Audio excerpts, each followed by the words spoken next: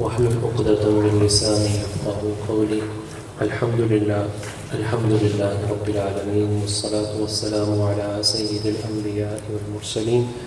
أما بعد، فأعوذ بالله من الشيطان الرجيم. بسم الله الرحمن الرحيم. وما كان لمؤمن ولا مؤمنة إذا قضى الله ورسوله أمرا أن يكون لهم الخيرة. صدق الله العظيم. وقال تعالى: بسم الله الرحمن الرحيم. لقد كان لكم في رسول الله أسوة حسنة. صدق الله العظيم. وقال نبينا صلى الله عليه وسلم: خيركم خيركم لأهله وأنا من خيركم لأهلي، أو كما قال النبي صلى الله عليه وسلم. وقال تعالى: بسم الله الرحمن الرحيم. إن الله وملائكته يصلون على النبي يا أيها الذين آمنوا صلوا عليه وسلموا تسليما. صلاة والسلام على يا سيدي يا رسول الله وعلى آله وصحبه وسلم. يا حبيب الله، اللهم استر عوراتنا وآمن رواتنا، اللهم افتح علينا حكمتك وانشر علينا رحمتك يا ذا الجلال والإكرام. معزز محتشم حاضرین و سامعین، میں اور آپ آج خوشی کی ایک تقریب جو ہمارے محتشم جناب محترم محمد افضل سیان صاحب اور جناب محترم محمد اکبر سیان صاحب، ان کے صاحبزادے عزیز محتشم برادر محمد زہیر، ان کی نکاح سے قبل حصول برکت کے لیے اس خوبصورت نشست کا انعقاد کیا گیا ہے۔ یہ بات ایک حقیقت ہے کہ والدین کے لیے دو خوشیاں وہ ساری خوشیوں پر حاوی ہوتی ہیں۔ ان میں سے پہلی خوشی وہ ہے کہ جب اللہ تعالیٰ کسی کو اولاد کی نعمت عطا فرماتا ہے، اور خصوصاً جب بیٹا عطا فرماتا ہے، بہت خوشی کا وقت ہوتا ہے۔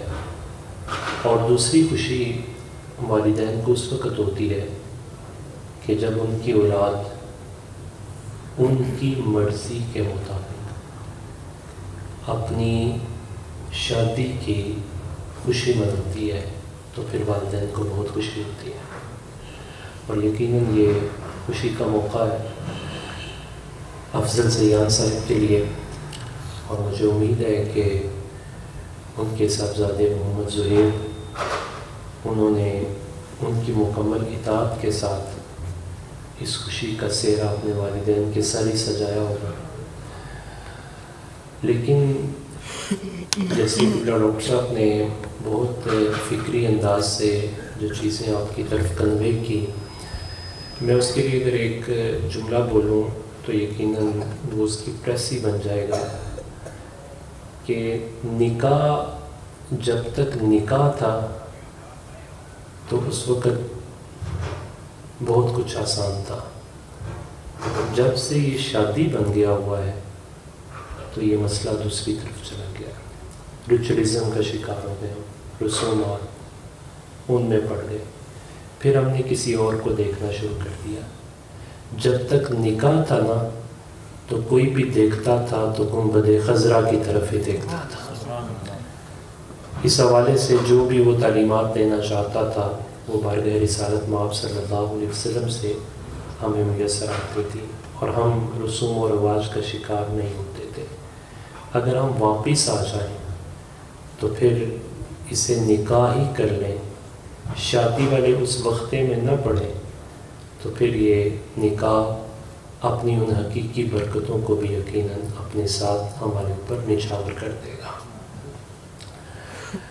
یہاں یہ پہلو بھی ہمارے پیش نظر رہنا چاہیے کہ نکاح نبی پاک صلی اللہ علیہ وسلم کی سنت ہے،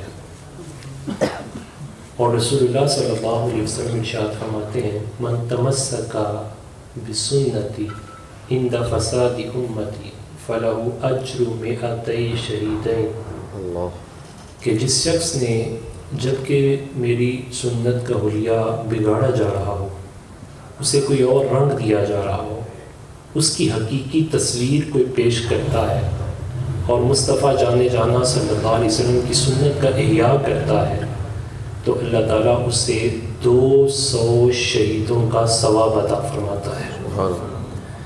تو نکاح ظاہر نبی پاک صلی اللہ علیہ وسلم کی سنت ہے۔ بڑے افسوس سے جیسے ڈاکٹر صاحب ذکر کر رہے تھے، ہمیں رسول اللہ صلی اللہ علیہ وسلم کی شریعت یا سنت وہ حق مہر کے وقت یاد آتی ہے۔ شرع لکھ دیں، شرع لکھ دیں بھائی، ساری نکاح کے اس سلسلے میں شریعت ہمیں یاد کیوں نہ آئی؟ اور یہاں بھی ہم شریعت اپنے آپ کو شریعت کے تابع کرنے کے لیے نہیں، بلکہ یہاں بھی ہمارے کچھ رواج ہوتے ہیں۔ جی ساڑھے خاندان چ اتنا ہی لکھا جاتا ہے، لاگے اتنا ہی لکھو، رولا نہ پہ جائے کتے۔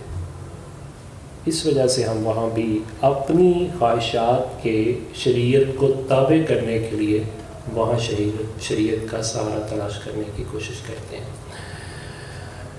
نبی پاک صلی اللہ علیہ وسلم آپ کی بارگاہ میں چند ایک نکاح ہوئے، چونکہ یہ سلسلہ نکاح کا ہے تو میں ان میں سے 2 پہلوؤں کو ذکر کروں گا، اس بنیاد پر کہ اگر اپنی خوشی کو بندہ نبی پاک صلی اللہ علیہ وسلم کی خوشی میں تبدیل کر دے تو پھر کمال ہی کمال ہو جاتا ہے۔ ہم نے صحابہ کرام رضوان اللہ علیہ مجمعین کی زندگیوں میں دیکھا کہ انہوں نے مصطفیٰ جانے جانا صلی اللہ علیہ وسلم کی خوشیوں پر اپنی خوشیوں کو قربان کر دیا، ساری کیفیات کو، ساری زندگیوں کو، ساری جانثاریاں مصطفیٰ کریم صلی اللہ علیہ وسلم کی خوشیوں پر قربان کر دی۔ اگر کوئی شخص آج بھی اپنی خوشی کو رسول اللہ صلی اللہ علیہ وسلم کی خوشی کے تابع کر دیتا ہے تو پھر مصطفیٰ کریم کی دعاؤں کی خیرات بھی اس طرف متوجہ ہو جاتی ہے۔ نبی پاک صلی اللہ علیہ وسلم نے جو دعائیں فرمائی، اللہم بارک لہما وجمع بینہما خیرا، اور وہاں حاضر کے سیغے بھی، یا اللہ ان دونوں کو برکت عطا فرما، ان دونوں کو خیر پہ جمع فرما۔ جو نبی علیہ الصلوۃ والسلام کی اس دعا کی خیرات لینا چاہتا ہے تو نکاح کی اس خوشی کو اللہ اور اس کے رسول کی خوشی کے تابع کر دے۔ عموماً یہی ہوتا ہے کہ نکاح کے موقع پر ہم یہ چاہتے ہیں سارے راضی ہو جائیں، لیکن عجیب بات ہے کہ اللہ اور اس کے رسول کے رضا کی فکر ہی نہیں رہتی۔ حالانکہ تو صحابہ کرام مصطفیٰ جانے جانا کے دستہائے مبارک کے سامنے اپنے گھٹنے بچھا کر یہ عرض کرتے تھے، حضور رضیت باللہ ربا وبالاسلام دینا وبمحمد نبیا وبالقرآن کتابا، حضور بس فضل رب العلا، اور کیا چاہیے؟ مل گئے مصطفیٰ، اور کیا چاہیے؟ حضور مجھے، ہمیں تو آپ مل گئے، بس ہماری سب سے بڑی خوشی۔ آج ہم بھی اگر یہ چیزیں ساری اس کے تابع کر دیں تو پھر اس کا رنگ کچھ اور ہی ہو جائے گا۔ اعلیٰ حضرت فرماتے ہیں کرنا بھی چاہیے، کیوں؟ اس وجہ سے کہ زمین و زمان تمہارے لیے، مکین و مکان تمہارے لیے، چنین و چنا تمہارے لیے، بنے دو جہاں تمہارے لیے، ہم آئے یہاں تمہارے لیے، اٹھیں بھی وہاں تمہارے۔ تو جب آئے ہم حضور کے لیے تو پھر اپنے معاملات کے اندر ہم نبی پاک صلی اللہ علیہ وسلم کی شریعت سے انحراف کیسے کر سکتے ہیں؟ آئیے مصطفیٰ کریم صلی اللہ علیہ وسلم کی شریعت کا ایک تابندہ ستارہ، نام ہے ان کا جناب زاہد بن حرام رضی اللہ تعالیٰ عنہ۔ یہ وہ صحابی ہیں کہ یہ اہل بادیہ میں سے تھے، آپ کہہ سکتے ہیں کہ یہ گاؤں میں رہتے تھے۔ تو جب بھی یہ نبی پاک صلی اللہ علیہ وسلم کی بارگاہ میں حاضر ہوتے تو نبی پاک صلی اللہ علیہ وسلم کے لیے کوئی نہ کوئی تحفہ ہدیہ لے کے آتے تھے۔ ہمارے آقا صلی اللہ علیہ وسلم کی یہ عادت کریمہ تھی کہ جب حضور اکرم صلی اللہ علیہ وسلم کو کوئی تحفہ دیتا تو نبی پاک صلی اللہ علیہ وسلم اسے قبول فرماتے، اور اسی کے سامنے نبی علیہ الصلوۃ والسلام تحفے کو نہیں دیکھتے تھے۔ رسول اللہ صلی اللہ علیہ وسلم فرماتے ہیں ان اللہ لا ينظر الى صورکم، رب تمہاری صورتیں نہیں دیکھتا تو محمد بھی تمہاری صورتیں نہیں دیکھتا، ولکن ينظر الى قلوبکم، اللہ تمہارے دل دیکھتا ہے تو رب کا رسول بھی تمہارے دل دیکھتا ہے۔ تمہاری انر پیوریفیکیشن دیکھی جاتی ہے، اخلاص کیسا ہے تمہارے اندر. تو نبی پاک صلی اللہ علیہ وسلم یہ نہیں دیکھتے تھے رنگ کیسا ہے، کالا ہے سفید ہے، اس کا سٹیٹس کیا ہے، معاشرے میں اس کا مقام کیا ہے. مصطفیٰ کریم صلی اللہ علیہ وسلم تحفہ لانے والے کے تحفے کو قبول فرماتے، اپنی نظروں کا جمال اس کے چہرے پہ ٹکاتے اور اپنے تبسم کی خیرات اسے عطا فرما دیتے تھے. یہ ہمارے آقا صلی اللہ علیہ وسلم کی عادت مبارکہ تھی. یہاں اس موقع سے فائدہ اٹھاتے ہوئے میں اب تک اور اپنے آپ تک یہ میسج کنوے کرنا چاہوں گا کہ شادی کے موقع پر بھی تحفے ملتے ہیں، لیکن ہم نے تو ترازو لگائے ہوتے ہیں، ترکڑیاں رکھیاں ہوتی ہیں. جناب اسی تو اینا دیتا سی، تسی اینا کیوں دے رہے ہو؟ ہم نے تو یہ دیا تو تم کیا دے رہے ہو؟ ہم نے تو ترازو رکھے ہوتے ہیں. حالانکہ مصطفیٰ کریم صلی اللہ علیہ وسلم آپ چیزوں کی طرف نہیں دیکھتے تھے، اس کے اخلاص کی طرف دیکھتے تھے. اور نبی پاک صلی اللہ علیہ وسلم جسے تبسم کی خیرات عطا فرماتے ہیں، وہ لانے والے کا اخلاص اور پھر وہ جو قبول کیا جا رہا ہے مصطفیٰ کریم صلی اللہ علیہ وسلم کی طرف سے، تو تحفہ قبول کرنے اور دینے دونوں کا اجر اگر کوئی لینا چاہتا ہے تو اسے رسول اللہ کی سنت کو زندہ کرنا پڑے گا. نبی پاک صلی اللہ علیہ وسلم کی بارگاہ میں یہ کوئی نہ کوئی تحفہ لاتے تھے، اور وہ تحفہ کیا ہوتا تھا؟ کبھی وہ گیلے آتے، کبھی پنیر اسپیشلی بنا کے لاتے، کبھی ساگ لے آتے، کبھی اس طرح کی جو چیز مہیا ہوتی تو یہ نبی پاک صلی اللہ علیہ وسلم کے لیے باقاعدہ تیار کرتے اور نبی علیہ الصلوۃ والسلام کی بارگاہ میں لے آتے. یہ وہ صحابی ہیں کہ جنہیں بدر میں اللہ تعالیٰ نے شہادت کا مرتبہ عطا فرمایا تھا. یہ جناب ظاہر رسول اللہ صلی اللہ علیہ وسلم کی بارگاہ میں جب حاضر ہوتے تو مصطفیٰ کریم صلی اللہ علیہ وسلم انہیں جب مسجد نبی میں داخل ہوتا دیکھتے تو حضور تبسم فرماتے اور فرماتے ہمارا ظاہر آ گیا ہے، سبحان اللہ، یہ کوئی تحفہ لے کے آ گیا ہے. پھر نبی علیہ الصلوۃ والسلام سے جب یہ واپس جاتے تو رسول اللہ صلی اللہ علیہ وسلم پھر انہیں تحفہ دے کے بھیجتے تھے. اور مصطفیٰ جانا صلی اللہ علیہ وسلم ان کے بارے میں کیا فرماتے تھے؟ ان لکل حاضرۃ بادیہ ولکل بادیۃ حاضرہ. ہر شہر چ رہنے والے دا پنڈ چ کوئی ڈیرا ہوندا ہے اور ہر گاؤں میں رہنے والے کا شہر میں کوئی دوست ہوتا ہے. فرمایا ظاہر جب شہر میں کوئی دوست رکھنا چاہتا ہے تو اس نے ہمیں دوست رکھا ہوا ہے، اور ہم گاؤں میں کسی کو دوست رکھنا چاہتے ہیں، کوئی ڈیرا ہم نے پسند کیا ہے تو ہم نے ظاہر کے ڈیرے کو پسند کر لیا. نبی علیہ الصلوۃ والسلام ان کی محبت، ان کی دلجوئی یوں فرماتے تھے. یہ جناب ظاہر اور مصطفیٰ کریم علیہ الصلوۃ والسلام آپ خصوصی طور پہ مزاح بھی فرماتے، یعنی نبی پاک صلی اللہ علیہ وسلم ہر وقت بندے کو 12 نہیں بجے رہنے چاہیے. شریعت مطہرہ ہر چیز کی لیمیٹیشنز کو بیان کرتی ہے اور شریعت مطہرہ ہلکی پھلکی ہے، اس کا امپلیمنٹیشن بہت آسان ہے، زندگی کے کسی پہلو پر ہمیں یہ خالی نہیں چھوڑتی. نبی پاک صلی اللہ علیہ وسلم نے ایک دن دیکھا کہ جناب ظاہر کی خوشبو آ رہی ہے لیکن ظاہر نظر نہیں آ رہے. صحابہ کرام رضوان اللہ علیہم اجمعین سے نبی پاک صلی اللہ علیہ وسلم نے پوچھا ظاہر آئے تھے؟ انہوں نے کہا حضور آئے لیکن آپ کو نہیں پایا تو وہ بازار کی طرف چلے گئے ہیں. نبی پاک صلی اللہ علیہ وسلم ان کے پیچھے بازار کی طرف چلے گئے. جب رسول اللہ صلی اللہ علیہ وسلم بازار میں پہنچے تو اب کیفیات دیکھیں کیا ہے. جناب انس بن مالک رضی اللہ تعالیٰ عنہ فرماتے ہیں فَأَتَاهُ النَّبِيُّ صلی اللہ علیہ وسلم وَهُوَ يَبِيعُ مَتَاعَهُ کہ جب رسول اللہ صلی اللہ علیہ وسلم تشریف لائے تو انہوں نے اپنی وہ ریڈی شیڈی لگائی ہوئی تھی اور اس پہ آوازیں لگا رہے تھے، بھئی میرا سودا کون خریدنا چاہتا ہے خرید لو. نبی پاک صلی اللہ علیہ وسلم نے ان کو چھپکے سے، حضور کسی سے چھپ نہیں سکتے، لیکن ان کے ناز نبی علیہ الصلوۃ والسلام اٹھانے کے لیے پیچھے سے تشریف لائے اور ان کی آنکھوں پہ یوں ہاتھ رکھے. اللہ اللہ، یہ ناز یہ انداز ہمارے نہیں ہوتے، سبحان اللہ. جولی میں آقا اگر ٹکڑے تمہارے نہیں ہوتے. ہمارے آقا صلی اللہ علیہ وسلم یوں ناز برداری فرماتے. نبی علیہ الصلوۃ والسلام نے جب ہاتھ رکھے اور پوچھا من ھذا، کون ہے یہ؟ خاموش ہے. پھر پوچھا اب یہ کیسے ہو سکتا ہے کہ مصطفیٰ کریم علیہ الصلوۃ والسلام کسی کے آنکھوں پہ ہاتھ رکھیں اور اسے پتہ نہ چلے؟ وہ آقا تو وہ ہیں کہ آتے بعد میں ہے، ہوا پتہ پہلے بتا دیتی ہے، خوشبوئیں پہلے پہنچ جاتی ہیں. مصطفیٰ کریم علیہ الصلوۃ والسلام نے ان سے پوچھا من ھذا، یہ خاموش ہے. اور جب پتہ چل گیا، ظاہر جانچ لیا تھا، انہوں نے اپنی پشت نبی علیہ الصلوۃ والسلام کے جسم کے ساتھ لگانا شروع کر دی کہ مجھے مصطفیٰ کریم کے جسم اطہر کی برکت ملے. جناب رسول اللہ صلی اللہ علیہ وسلم نے پھر ارشاد فرمایا من یشتری ھذا العبد، وہ اپنا سودا بیچ رہے تھے، آج حضور بھی سودا بیچنا چاہتے ہیں۔ فرمایا من یشتری ھذا العبد، اس غلام کو کون خریدنا چاہتا ہے؟ انہوں نے جب یہ آواز سنی تو کہنے لگے ظاہر تجدنی یا رسول اللہ قاصدا، حضور اس غلام دی مول کوئی نہیں جے پہنا، یہ تو بڑا نکما سا ہے، اسے تو کوئی خریدے گا نہیں، اس کی تو کوئی ریٹ ہی نہیں ہے۔ نبی پاک صلی اللہ علیہ وسلم نے ان کا رخ اپنی طرف پھیرا، مصطفیٰ جانے جانا صلی اللہ علیہ وسلم نے اپنی جمال بڑی نگاہیں ان کے چہرے پر ٹکائیں اور پھر فرمایا واللہ عند اللہ لست بقاصد، اے ظاہر تجھے کیا معلوم، اللہ کے ہاں تیری تو قیمت ہی بڑی ہے۔ ظاہر بھی پھر زبان حال سے بولے تھے حضور ہاں پتہ چل گیا قیمت ہے، جب تک بکے نہ تھے کوئی پوچھتا نہ تھا، حضور آپ نے خرید کے تو ہمیں انمول کیا ہے۔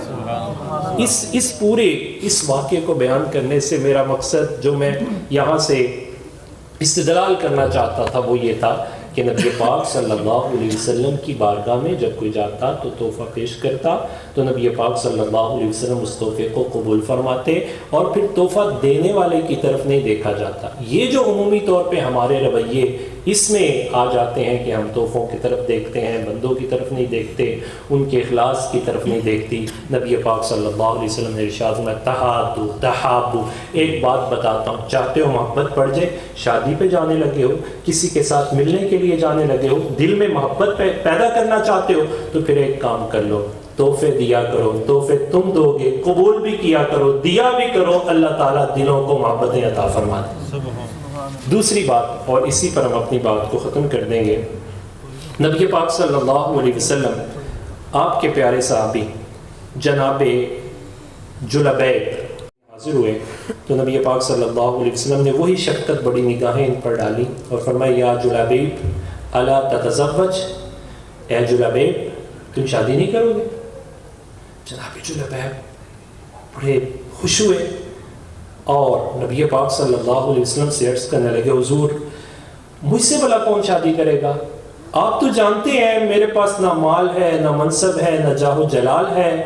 نبی پاک صلی اللہ علیہ وسلم نے پھر فرمایا کیا تم شادی نہیں کرو گے؟ انہوں نے پھر یہی جواب دیا۔ اب نبی پاک صلی اللہ علیہ وسلم نے فرمایا جلبیب میں نہ تمہاری شادی کروا دوں؟ جناب جلبیب رضی اللہ تعالیٰ جلبیب رضی اللہ تعالیٰ یہ کیا کہتے ہیں؟ کہتے ہیں میں تو بڑا خوش ہو گیا۔ نبی پاک صلی اللہ علیہ وسلم نے فرمایا اذهب الى ذاک البیت من الانصار، کہ انصاریوں کو فلاں گھر ہے اور اس میں جاؤ، وقل لهم، اور انہیں جا کے کہو رسول اللہ صلی اللہ علیہ وسلم یبلغکم السلام، کہ تمہیں نبی علیہ السلام سلام بھیجتے ہیں، ویقول زوجونی ابنتکم، اور انہیں جا کے کہو کہ اپنی بیٹی کا نکاح میرے ساتھ کر دو، اپنی بیٹی کا نکاح کر دو۔ جناب جلبیب رضی اللہ تعالیٰ نبی پاک صلی اللہ علیہ وسلم کا پیغام لیا اور خوشی خوشی اس دروازے پر چلے گئے۔ جب دروازے پہ جا کے دستک دی، باہر جو شخص آئے انہوں نے پوچھا کیا بات ہے؟ کہا مصطفیٰ جانے جانا صلی اللہ علیہ وسلم کی بارگاہ سے آپ کو سلام آیا ہے۔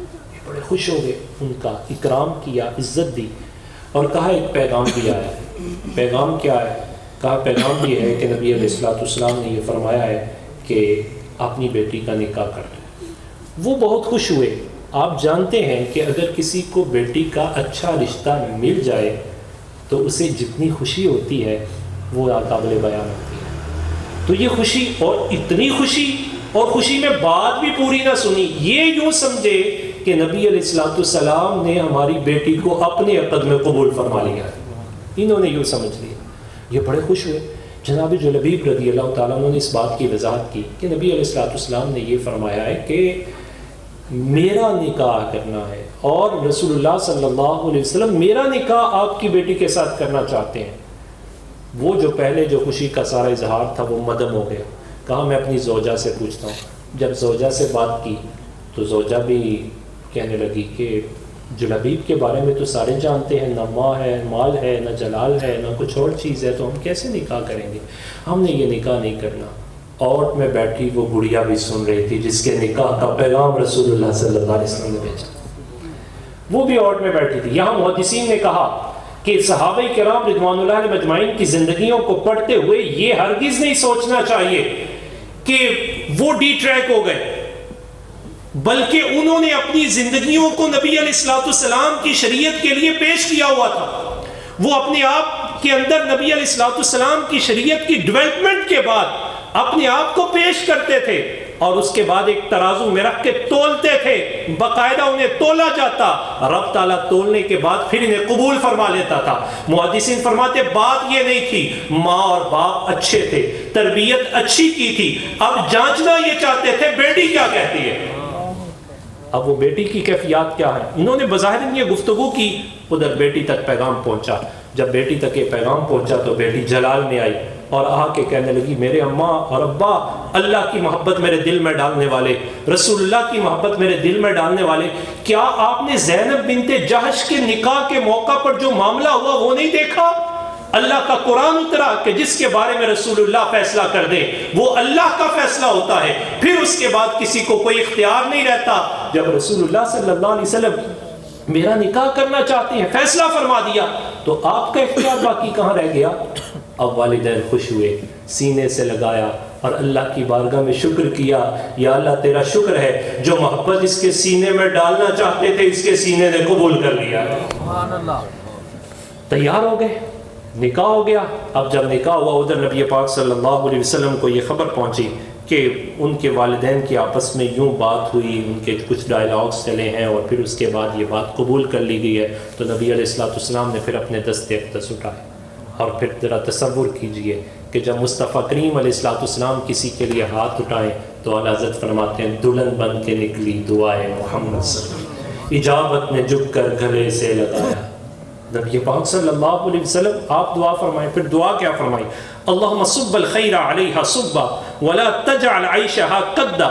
یا اللہ اس بچی پر جس نے میری محبت میں میرے پیغام کو قبول کیا ہے, یا اللہ اس بچی پر خیر اور بلائی کے دروازے بھی کھول دے اور اس کی زندگی کی ساری مشقتوں اور پریشانیوں کو دور فرما دے, اس کے لیے وسعتیں پیدا فرما دے.